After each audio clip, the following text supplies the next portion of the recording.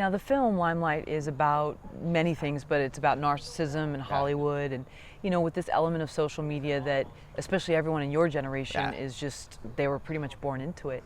What's your feeling about that? Because as an actor, you have to do social media, you have to promote yourself. But is there a time when you say, you know what, I'm not going to look at the phone? That's a tough thing. I mean, there are positive and negatives of anything in the industry, but especially with social media, I have so many people say such wonderful things to me, and so many people who don't. so many people, say nasty things to you on Twitter or whatever, and you just kind of got to put it aside and be grateful for the people who are really nice and really supportive of what you do. I mean, there's Instagram and Twitter, and I'm on both. I wasn't crazy about it at first. I was a little later to get on Twitter and Instagram. The reason I do it is mostly so that I have this audience, so that when I do have projects, people will listen or watch or tweet or retweet. Other than that, I mean, sometimes it's not really my favorite thing to do. I do it a lot just because I think it's really now part of, it's ingrained in the industry now, and I think that it is important for the fact that I want the people who follow me to know that I'm an okay guy also. I think that's cool to show them on Instagram, show them like, this is me playing with my dog, this is my girlfriend, this is my family, important stuff to me.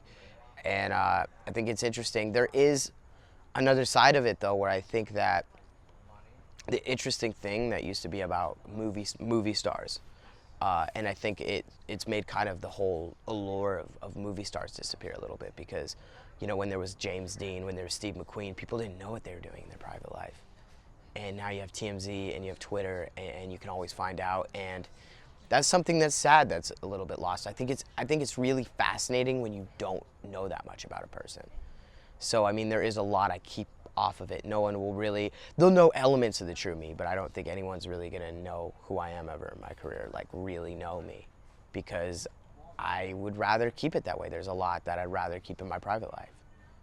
Which is interesting, because I think that probably only comes from having people try to access you, because I see a lot of people the opposite. Maybe they haven't had that and they want to show everything. And it's 5 minutes from now, look at this. And is that somewhat what the film is about as well? I mean, I'm not sure. Yeah, I think that an important part of the film is just that it's nice to see a story where they kind of explore that, where they show you maybe what you look like to other people. It's kind of turning the camera around at people. They're so busy, so focused on taking pictures with their friends or taking pictures of themselves that they don't notice maybe what it looks like to an outside perspective. And at the same time, like I was saying, there are positive things about social media. Like I said, I get to show that I'm an okay dude, I'm a family-oriented guy.